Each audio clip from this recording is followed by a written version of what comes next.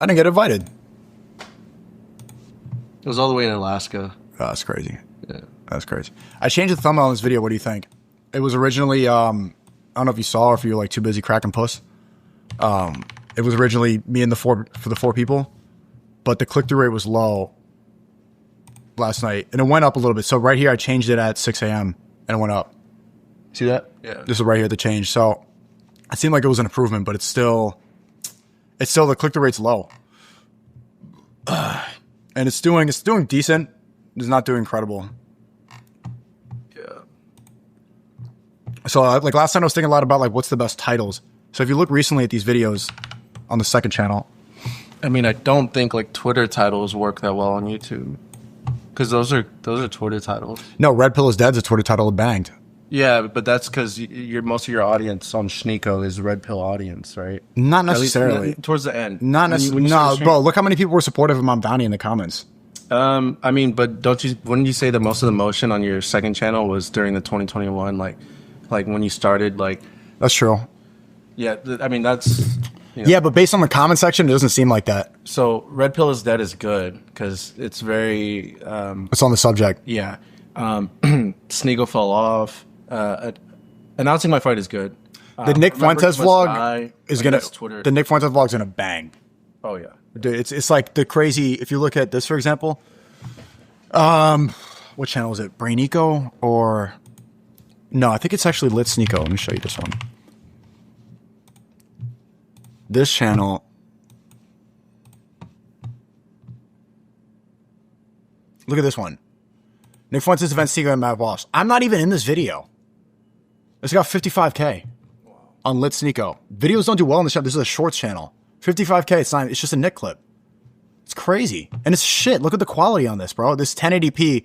Look at the fucking bitrate. This is an ass clip. I mean, quality... I realize quality like doesn't matter at all. I know. Like people just want to see real shit. Like it could be a 480p video, but if it's a video of someone like crashing out or something, like they care about the emotion. Like people are entertainment now. It's like fiction is kind of... Yeah, it's more about the content specifically. But you know what? Did Nick get on ban? No, but they relaxed on the censorship of him a lot. Like this one too. The collab one went pretty fucking stupid as well. 21K. There's definitely a lot of white uprising right now. You know, I think collab falls into that category. But yeah, I still want to get monetized before I post any Nick things. I actually know YouTube. I'm not going to post any Nick things. But if you also analyze Nick is on a generational run and you slowly become mainstream all because of you, no, because of him. Obviously, I helped, and he says I put him on. If you look at the content, let's see what is done really well. The best performing videos of recent, Mom Donnie 1. November 5th, this is 8 days ago. To be honest, some people are talking about the views and stuff. What they're not putting into perspective, I'm posting every day. Who's doing that? No one's posting videos they're posting streams, but not videos every day. This is 8 days ago. This could be, if I didn't upload any of these other things, they'd be like, okay, this is consistent for a channel. Mom Donnie 1 did 285. Political. This one also did really well. The NYC the day after Mom Donnie 1, political, 178. Red Pill is Dead, political, 154. What's your biggest change of mind? Not political, but 1 minute podcast, proven clickbait, does really well. Sika fell off, vloggy thing. Not that well. Announcing my fight, vloggy doesn't do well. Remember You Must Die, the title was hard to do. I had to change a lot. God is good. This did well. It's only been out for a day. This one also did average, you know? The reason that the bars raised up because of like a lot of these Mom Donnie stuff, and I had a really big, you know, and it is second channel. But you know, it was also weird. 27 Club did really well. 120K. That is crazy. 27 Club is not good clickbait, really. I mean, it's decent. I mean, it's that's like a really good example for Twitter title. What we could take away from this stuff, girl in thumbnail works. Just me and another girl. Yesterday I tried it was me, a girl, and 2 guys. Or like it was too many people. If it's me and one other girl, look at Stop Pushing Celebrities, look at 27 Club, look at Mom Donnie 1, and look at What's Your Biggest Change of Mind. All of them have one thing in common. It's me and another girl. They all perform really well. And on the main channel too, if you count the other Mom Donnie 1 1 minute podcast. And look at that. Do White Lives Matter? Same thing. Me and a girl in the thumbnail. We figured that out. No, in chat saying girl in the thumbnail works. Me and one girl. People like that. like that dynamic. Like that girl from this could be a thumbnail in the future if we want to be weird and force it, but this interaction, like she would be a banger thumbnail. This is a perfect thumbnail right here. What doesn't do well or as well, but is good for the fact that we're doing daily vlogs, is like Casey Neistat, Bradley Martin's simple clickbait, announcing my fight. I do like doing these because it's good to not have the expectations. It's good to get views on videos with low expectations, you know? It's not clickbait, it's just like simple. That's what Neistat was doing in 2015, but YouTube has changed a lot since then. This one, I would not have chosen this thumbnail if it was you guys chose it. I think you guys are overestimating the power Aiden has in thumbnails. Especially you guys putting them in the description. I don't think people really on YouTube care as much as we think they do. You know, Aiden's bigger on clips and stuff, and in the streaming world, YouTube is not really. I don't think he has pull like that on YouTube. It's not that he fell off. It's just not. He's not like that on YouTube. What else did well? This did well. I mean, this one, the exact moment YouTube unbanned me. This one is a good expression. So the worst performing ones, I uploaded a lot of. I could delete this shit.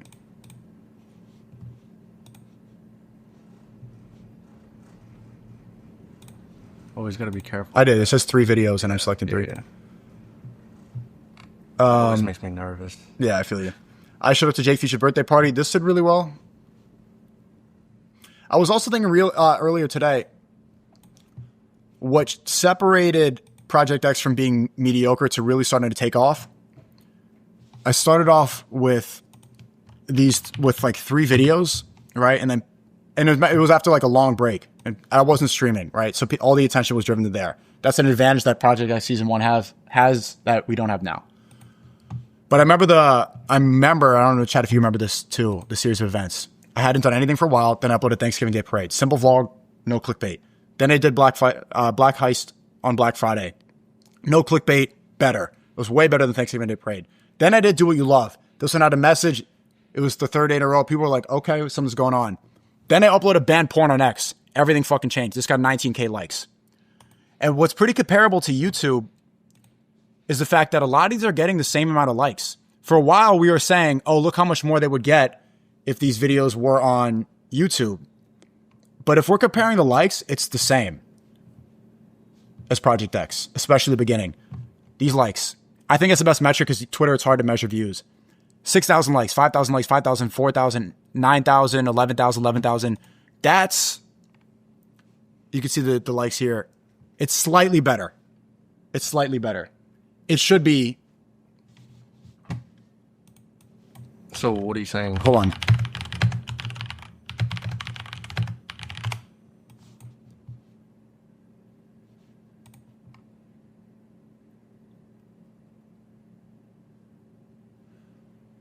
Okay, the average YouTube user is on YouTube for 29 hours. Average X user is on for 5 hours per month. Keep that metric in mind. Twitter has approximately 650 million users and quarter billion. I mean, yeah, 650 million users, 250 million active. YouTube users, 2.7 billion. Active users. Active users, it's hard to judge, but it's a lot bigger. It's like 5 times bigger, I would say, roughly. So, keeping those metrics in mind, I'm thinking, when I realize that, I'm like, we're underperforming. I know that SNEAKO is the second channel. It has been banned for 3 years. You don't have the algorithm. Some of that's cope. Why is Project X Season 1 so far outperforming Project Y? The main thing, I remember I really hit a lot of momentum when I did this. This was the 4th video, Banned Porn on X. It's not even a good video. It's a banger title, and most of X saw it. What Project Y needs is a video that YouTube sees, that everyone on YouTube sees. You know what did well on the second channel? Dear YouTube. It's an old Project X video. It's like a message to YouTube. It was for the platform. Right now, I'm making videos for the audience, for my audience, right? We're kind of angling like, oh, let's get the old fans back. We're not thinking, how do we expand? And it depends on what the methodology is and what's important. right now. People are saying stop coping, but I'm strategizing. Should I be appealing to the old fans, the people that already know me? I think most people do. Like, I think most active social media people, I could assume, do know me. You know, I think that's a fair assumption. But is it smarter to appeal to the old fans now or to try to expand? Because right now it seems like we're appealing a little bit. It's like you and Bronson were saying it's a lot to appeal to the nostalgia thing. You know, you don't want me to change my banner. You don't want me to change my profile picture. Just at first, because it's an important catalyst. You know, it's a catalyst to get all those old people back on the train and use that to boost the algorithm. Like, you know, their engagement will help, you know, shoot it out to. But I did that in 4 videos season 1. 1, 2, 3, mid. Pan Porn and X got 20K likes. It says 2.4 million impressions. It's probably not. It's probably 500,000 views. But comparing it to YouTube, this is outperforming the fuck out of Project Y.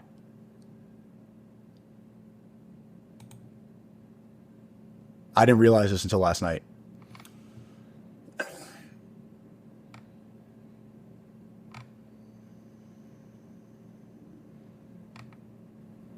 Like, how many comments are these? Like, how many comments did Be Yourself write? Does it have the link? Tweet? Let's see. Be Yourself. It's a good example. 390 comments. Yeah, OG SNEAKO back. A lot of people, look at that. Everyone's saying that nostalgia shit. You know, I kind of...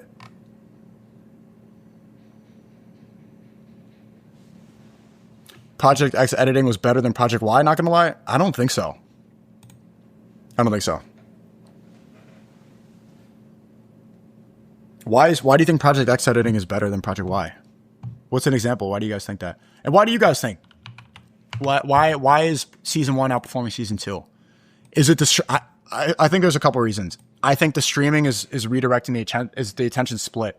Yesterday when we were around all the billboards, people were like, you were banned? So many people didn't know.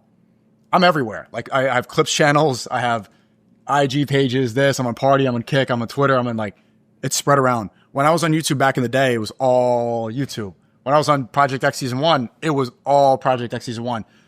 And you guys remember the vlog engagement slowed down when I started streaming. You can even see it here when I sort by newest. Look at these. Look at this engagement. 1K likes, 1K likes, 1K likes. 2, 2, 1. 2, 1. Some of the stuff with Yay. Some of the stuff with Yay is getting Project X Season 1 engagement. That doesn't make any fucking sense. How is a Yay vlog, a SNEAKO Yay vlog, getting way less than the first month of Season 1? That doesn't make sense. It just means Season 1 really exceeded expectations. It was just like, I mean, it was what everybody was waiting for after, like, years of streaming, I feel like. So did the demand die down? I mean, I would say so a little bit, because I mean, season 1 was like, it was a lot. I mean, it was daily. It was 100, like, what, 150 videos? 130. 130. And then, yeah, you went to Spain. But the first 60 were the best. The first 60, the second half was not as good. I think you should not count Twitter views. I'm not counting the Twitter views. I'm counting the likes. I think that's the best metric because, the Twitter views are inaccurate. But it's the likes for sure. Twitter views are only impressions, right? Yeah. Like, even if somebody scrolls past it. Yeah, no, it's hard to... I think YouTube is the most accurate view counter. Go through the comments on your Project X videos compared to Project Y. Project Y viewers actually watch the videos. Project X viewers just want engagement in your comment section for their own Twitter accounts. That is true. There's a good point there. They're just trying to promote themselves. What are the difference in the comments? How many more comments am I getting on Twitter compared to YouTube? Let's see.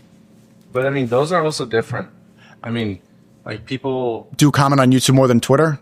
I think so, because on Twitter, it's going to show up to their whole feed, their followers. It's louder when people comment on Right, Twitter. Yeah, it represents them. Just like how people are hesitant to post Instagram Reels, because it's going to show up to all their friends. That's fair. People post on TikTok more because they know their friends aren't going to see it. Isn't that beautiful?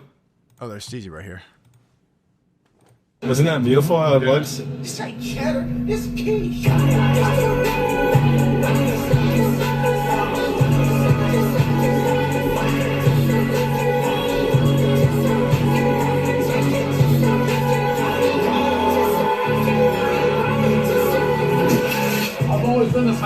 That fucking intro is so hard, bro. So hard. This video didn't do that well, but okay, let's go see the metrics on X.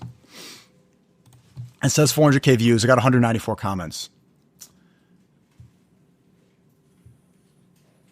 What are the analytics on this?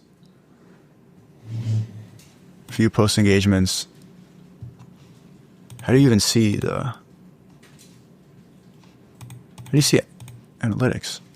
Can you even see it on desktop? It's so stupid. I think you can see on mobile, not desktop. It's retarded. That's so stupid. Anyway. Compare that to YouTube. Let's see real quick. Yo, Sneako, I think also the fact that I scroll in your vids pop on my For You page in X, but the YouTube I have to go clip in your vids feel? No, but there's a recommended section. There's a recommended section. You know, YouTube has a reach that's beyond your audience. The reason that YouTube virality is so good is because Twitter virality is really good too. But you get the recommend, like your video is good, they're going to recommend it to more people. Like most of the viewers are not coming in from subs or people. It's from people who just see it pop up on the recommended because the video is good. Okay, so that had what, 200, 300 comments? What's your biggest change of mine is 1,300. This is Red Pill's at a 1,600 comments. Mom Donnie one is 2,000. This is my favorite so far, Project Y. Let's see.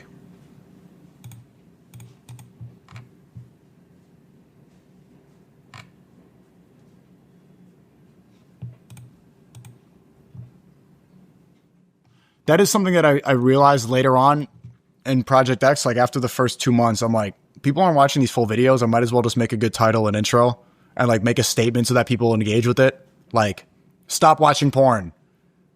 And then do like a minute video about that. And then the rest doesn't really matter. You know? It didn't feel like people were watching videos the way people watch videos on YouTube. When did you start doing daily for season 1 again? The first day. The first day? Yeah. Started right away. Daily vlogs too much. I see other vloggers do better 3 times a week. I like doing daily. I don't know. I like the urgency of it. And plus, chat, I don't really have to do daily because a lot of the season 1 stuff that YouTube hasn't seen is doing well. And I want to post on I want to post on YouTube anyway. What is that? Is that food? I was like, do I smell? Like fucking smell onion. Is there onions in there? Okay.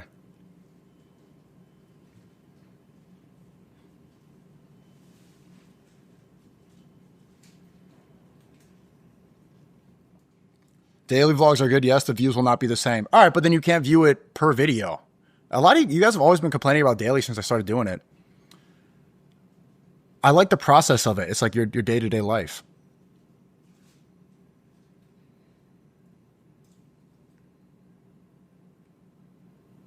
When's the main channel post? I don't know, bro. But I think you guys can calm down with the daily complaining because I have a big vault. I still have like at least 50 videos that I want to post on my second channel.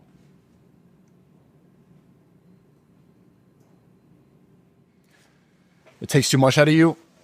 Nick, I've been waiting 3 years for my fucking channel back. You guys stop clutching your pearls, bro. Like I'm doing this.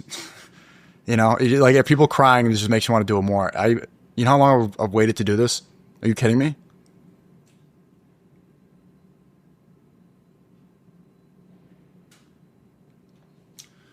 Streams keep you relevant. Plus, we don't want you to burn out. I'm not going to burn out. I'm not going to burn out. I'm not going to burn out.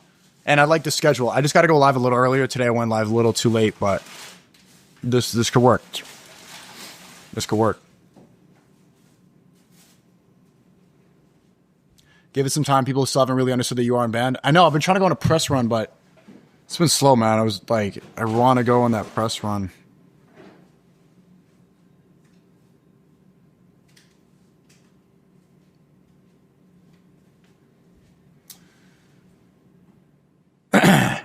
Burnout is a psyop. Yeah, I know. So don't, bro. Like people work in mines and everything. You're gonna cry because I have to post some fucking vlogs. It's gonna be okay. Take a nap. You look tired. Nah, man. I got to make this vlog. I'm exhausted, but yeah. How? So let's think. To summarize this all before I end the stream, how do we get Project Y to exceed the impact of Project X? I wrote the mission on the whiteboard. I want to drop Hubert. Drop that merch. Drop the clothing line. Get monetized. It should happen in the next 3 days, inshallah. I want to increase the numbers on Patreon. It's been growing fast. Those are mostly like financial. And I want to get 1 mil on SNEAKO.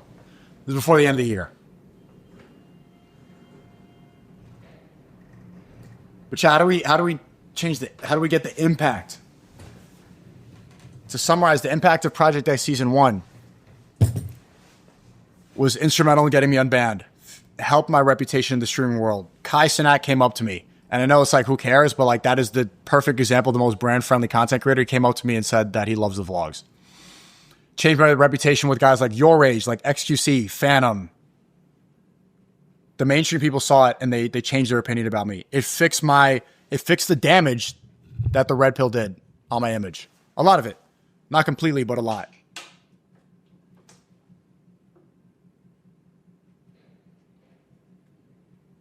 It made me a better artist and helped me create with Ye. And it was, I think, a good reason that I was able to go out there.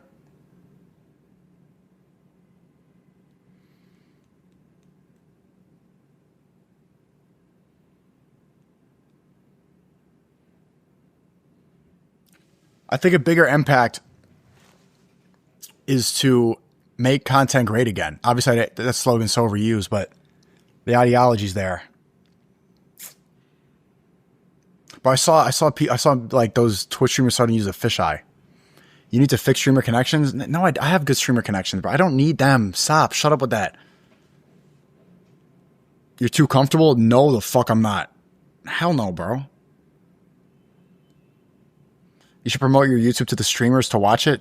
Dude, ugh. No, gross. It's got to be... I hate when you guys say something like bad advice. Look, last year was so good they watched it. I didn't send it to them. They just saw it. You need YouTubers to promote you in interviews? Not really. The growth is all from the algorithm. Like YouTube algorithm, it's been the same. It's been the same for like 8 years. It just blows up if it's a good video. If it has good click-through rate and it has good retention, it blows up. You don't need streamers. YouTube is different. Make Project Y stickers and let me stick them everywhere in the city. Gee, that's a great idea. How do we get a bunch of stickers that say Project Y? U-printing. Can we do that? Let's put in a big order.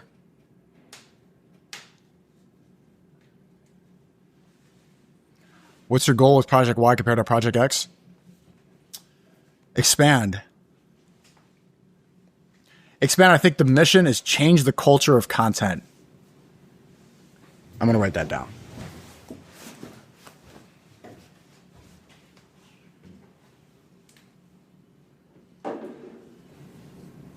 Oh, I ain't got a Project Y on this one. Change content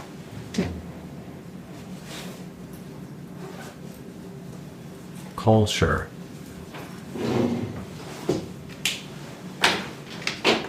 So right now, you remember when everybody thought YouTubers were cringe and Viners, right? And it was this corny thing and it was hypebeasts during the Ricegum era. Logan Paul, Vloggy. It was like YouTubers had this obnoxious reputation.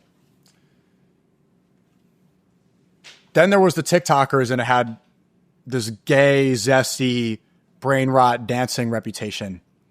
Then the streamers came, and I think the rep with it now, on a larger scale, is that it's about money. You see that clip with DDG talking to Blueface saying, Blueface like, oh, you probably make 100K a month. DDG's like, take the camera outside. Let me show you something. He kicked everybody out the room, and he probably showed them that he's making like probably 500-600 a month. I think the idea with streaming now is that you can get really, really rich from it.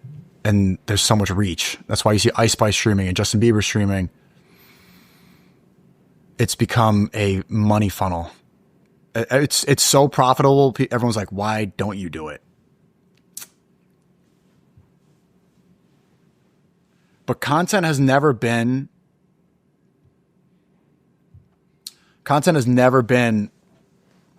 high fashion. You know how Yeezy turned streetwear into high fashion? He was able to merge the two. He was the first one, and Virgil too. Virgil and Ye were able to make streetwear high fashion.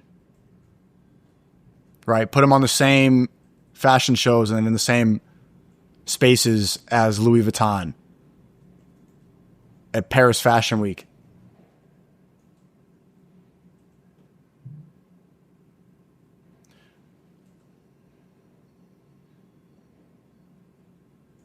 Filmmakers have always had this elitist attitude. Steezy knows what I'm talking about. I know what I'm talking about. Where people in film, which is the high fashion of this medium, see content as beneath them. Nobody's merged it.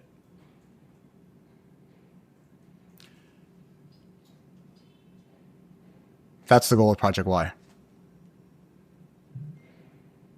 Fix the mic. Is the mic messed up? Can you guys hear? Is it too low?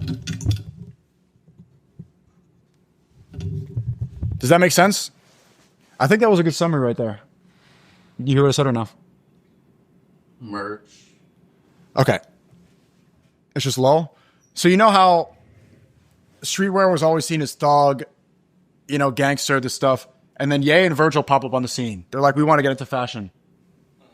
And they make it so that they merge. They were the first people to merge high fashion, Maison Margiela, Balenciaga, Louis Vuitton, with streetwear. With Yeezy, with Off-White, so that they were at the same fashion shows. They were around the same designers. They were on the same show. They were on the same playing field. It went from like high fashion spit on them, like they were elitist towards them. You guys are the in streetwear. They were able to elevate it and combine the two, and not only make more money and sell it to more, but have mass appeal, but make it good enough so that they got the respect of the old guard. It took them a long time. Remember 2013 when Ye was crashing out on Sway? How, Sway? That was that. Yeezus was about that. Was him trying to get, working with those designers. He ended up transcending all of it. People called him crazy at the time. The goal of Project Y is to bridge that same gap. You know how film and how YouTubers who are interested in film, they're always like, oh, I'm just a little YouTuber. I always thought I want to do YouTube long enough so I could become a filmmaker. That was always my goal. That's why I dropped out of film school. I'm like, I'll just do YouTube until I can get good enough to make films. Nobody has bridged the gap between film and content. Nobody. Have they? I mean, it's they've acted in it, but in the same prestige. No, the gap is the same respect. The gap is kind of closing now, but now I'm still, playing around with this ideology, but like now I'm becoming less interested in film, just because that industry becomes less and less attractive to me. But you mean like bridging the gap and like getting into traditional TV, like no. Stuff, it's not. It's dying. Movie ticket sales are lower than they've ever been. That City Sweetie movie flopped. All these movies are flopping. People don't have the attention spans for it anymore. Martin Scorsese said himself, like, he doesn't like going to the movie theater because everybody's on their phone. He watches at his own home movie theater. So knowing that this is a dying industry, it's sad to say, someone's got to bridge the gap so it has the same prestige and respect of the old guard. So it's on the same level playing field, and that it passes the torch without it being like, not reluctantly, but happily.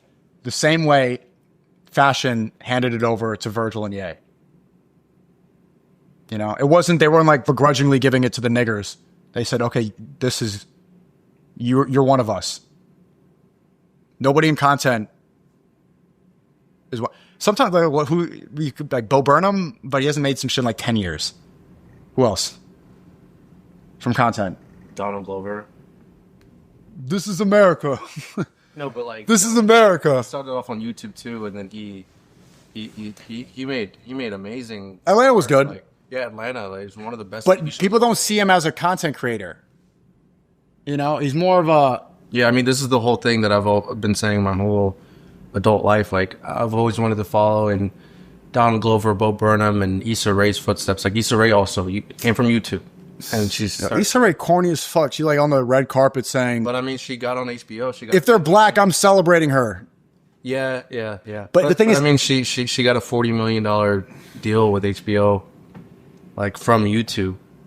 Like, she made a show on YouTube, and from that, HBO came into the picture. The difference is, and when Yeezy was crashing on Sway, he was like, Sway ended up being right. He's like, why don't you just distribute yourself? because he was having trouble like getting to work with Adidas and these people. Like he wanted to work with them and get their manufacturers. Sway was like, just do it yourself. And he's like, you don't got the answers, Sway. He ended up having the answers. That's what Easy did. Manufactured himself. Instead of trying to get the $40 million deal from HBO, just do it. Yeah. Just do it. Yeah. Yourself. You're saying Mr. Beast? Dude, there's not one. I like Mr. Beast. That content, come on, bro. That's like one step away from AI, from Sora. I say that with all due respect. I don't know what the answer is. Like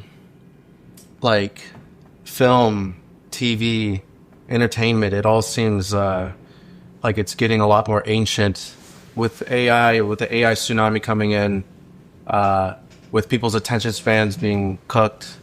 I mean, it seems like the future of cinema or entertainment is somewhat in live streaming or somewhat in documentary filmmaking, things that can be proven to be real. Yeah, like Mr. Beast is the opposite end of the spectrum where that's pretty much already AI. I mean, like it's pure entertainment. It's all like, it's the easiest type of content. Can you sit a little closer? It's hard. You're talking pretty slow.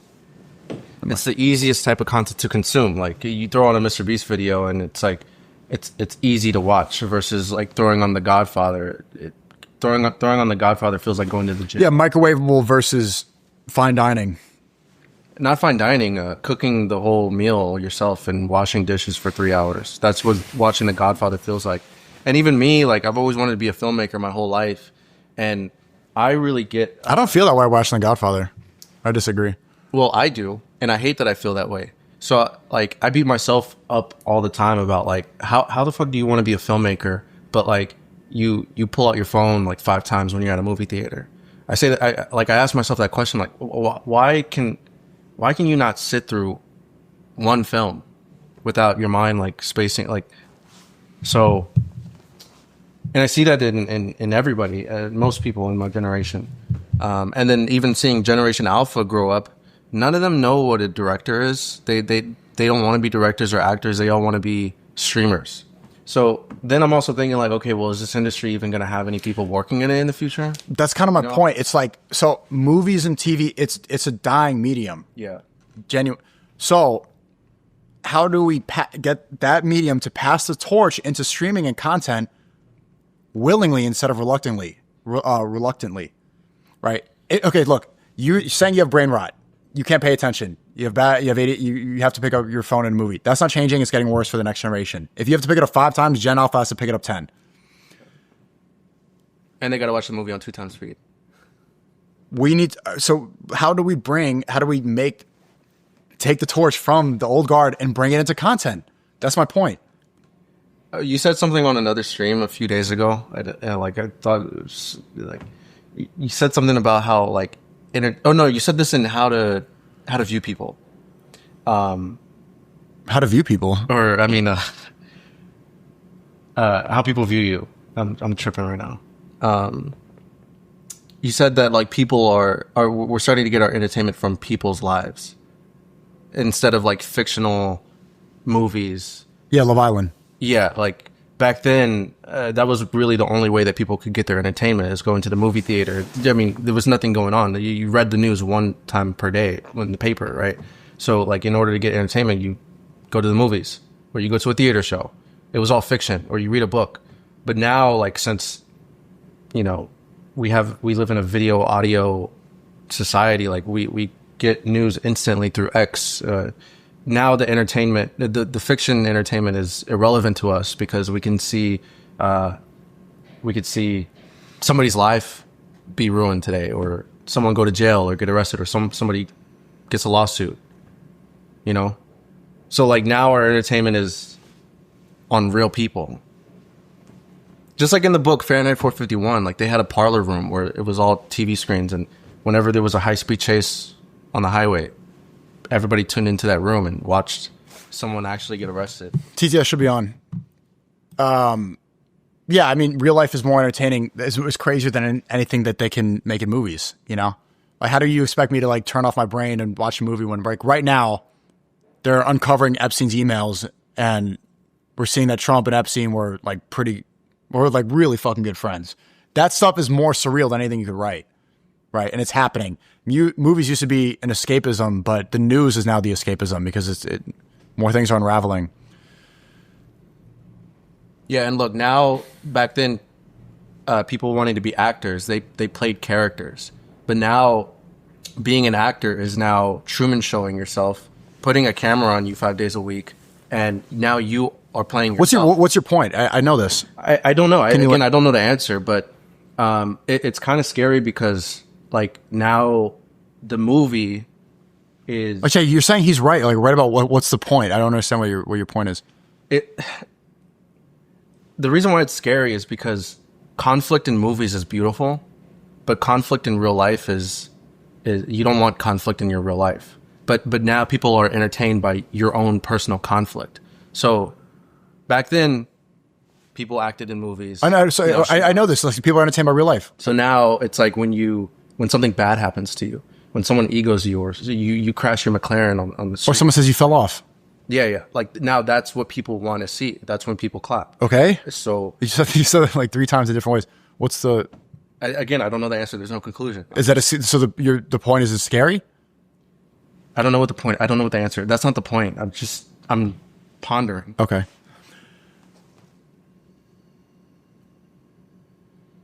But whenever the art media goes one direction, like the pendulum always swings the other way. That's what we've seen over the past 5 years. When everybody does one thing, it's always going to have to go the other direction, right? People are going to start to crave something manufactured again, plot, story, all this again. If everything becomes popcorn, then you're going to need, there's more demand for something created.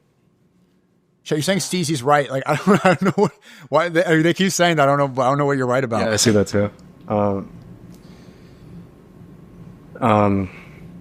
And the pendulum thing is interesting because I believe in that. The pendulum always has to swing the other way. But I don't know why in this scenario, like, I get cynical and I don't really see how the pendulum could swing back to storytelling and fiction and plots. Like, dude, it's happening with Ye right now. I know people are saying it's glazing. It's not fiction. That's look. real. Okay, all hip hop is like cookie cutter Playboy Cardi like copies, right? Ye says Heil Hitler. He's exiled. Everyone hates him. Then they listen to hip hop. There's nothing good. Now he comes back because we need him. It's the same thing. Ye is the representation of art. He puts his... I know he's saying his life on display, but it's bigger than that. Like, he creates. That's going to happen with this art form as well, right? We've exiled people. We've said you can't do this. Everybody likes the goy slop. Eventually, people are going to be starving for something real. And by real, it doesn't mean like literally it has to be fucking Love Island.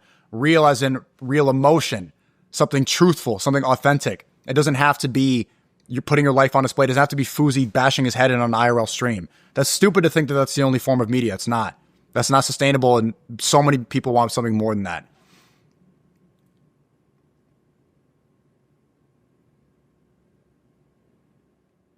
You can't think cynical in this way. It's not only, I'm not even trying to say this in an optimistic point of view to not make you kill yourself or whatever, or like quit.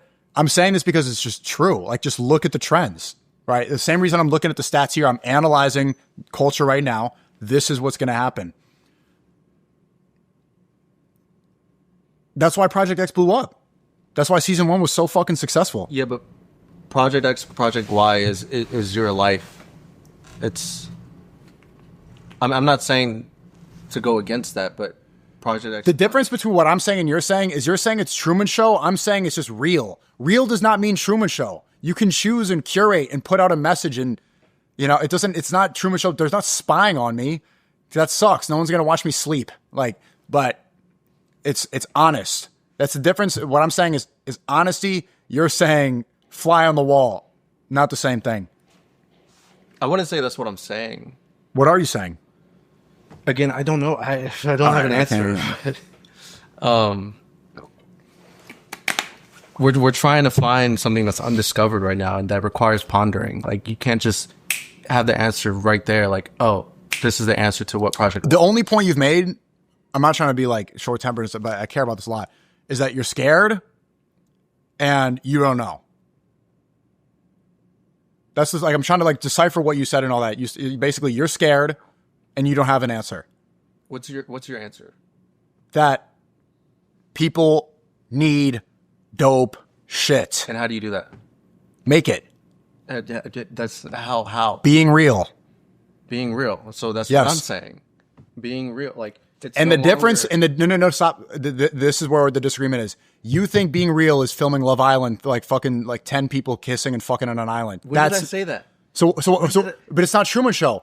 It doesn't mean they need to spy. It's not turning your life into entertainment. It's taking moments from your life that are worthy of sharing. All art form is taking moments from your life. Ernest Hemingway. All artists, they take experiences and they transfer it onto the page. David point. Lynch is great because he had a fucked up childhood or something. He saw weird shit and he created weird shit. He had weird dreams and he wrote them down and made a shot list and then filmed it. Being real does not mean like you have a fly in the wall. It's how you transfer it and how you deliver it to people. People don't know what they want. You have to package it in the right way and tell them what they want. That's a good point. Yeah.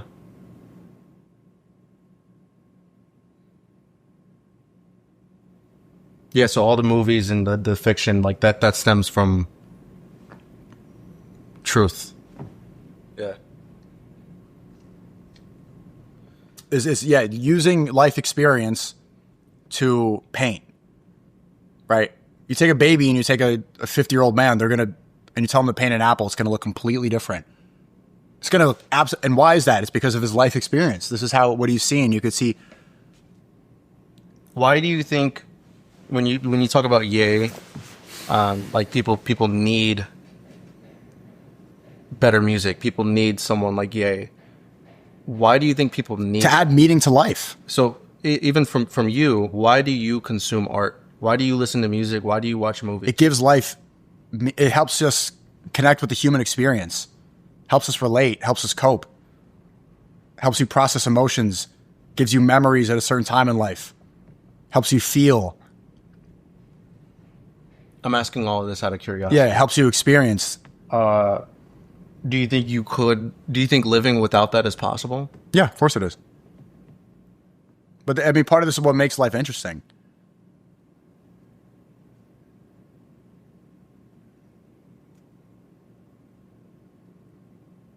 These two are a great duo, but SNEAKO hates advice. Steezy didn't even give advice. He's just like thinking out loud. Why? You guys are all like, you're like, Steezy's right. They're all siding with you. We're not even like really arguing now. We're just like brainstorming. Autistic talk. Yes. I hate that SNEAKO hates advice. I fucking hate advice. I actually hate advice way more than you hate advice. Really? Like I'm so like when we started working together, one thing I was like most shocked about is like how much you listen to other people. You care so much about other people's thoughts on like the whatever you're working on.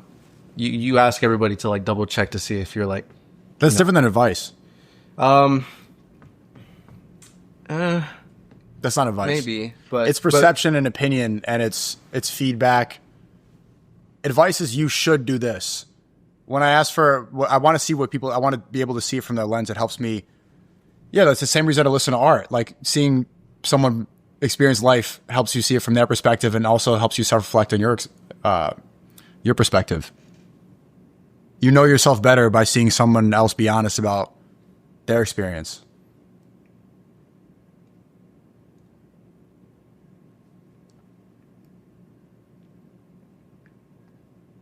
You should make a video about this. You don't know who you are making videos for anyone. It's conflicting, intimate, or raw. A video about what? I've made videos. I've talked about this so much already. I feel like I've said this a lot. I made Make Art Great Again was about this. Do What You Love was about this. Streaming is easier than a 9 to 5. A lot of the beginning of season 1 was all this.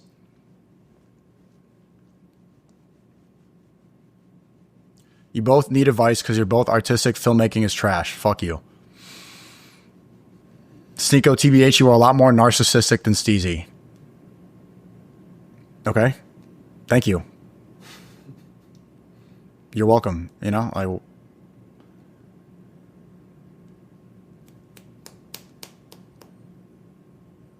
Barbie and Oppenheimer. Yeah, those are okay. All right, time to. Steezy went mute. Time to start the day. I always go mute. I know he'd be doing that, bro. He's server mutes all day long. Your point in the beginning is because you want to expand. I would say the most will get you there a series of something dope and connected. For example, look at Candace or Tucker Ryan there. A series. That's good advice. Yeah, but they're doing like 9/11 series. It's not comparable. Doing, like USS Liberty series. That's not what I'm looking for. What I like about being in New York is I see New York as I see Adobe Premiere as the canvas, and New York is kind of like the paint. And so when I was like color correcting yesterday, it's like you get to take all these, like Red Pill Z, you take images and you're like taking brush strokes from the city, and then you get to put it all together in this package. And it's the best city where you're able to do that. I think the series is ultimately, Life is the bigger one, but New York is the subset. You could do a series on NYC nightlife. You could do a series on streamers. Why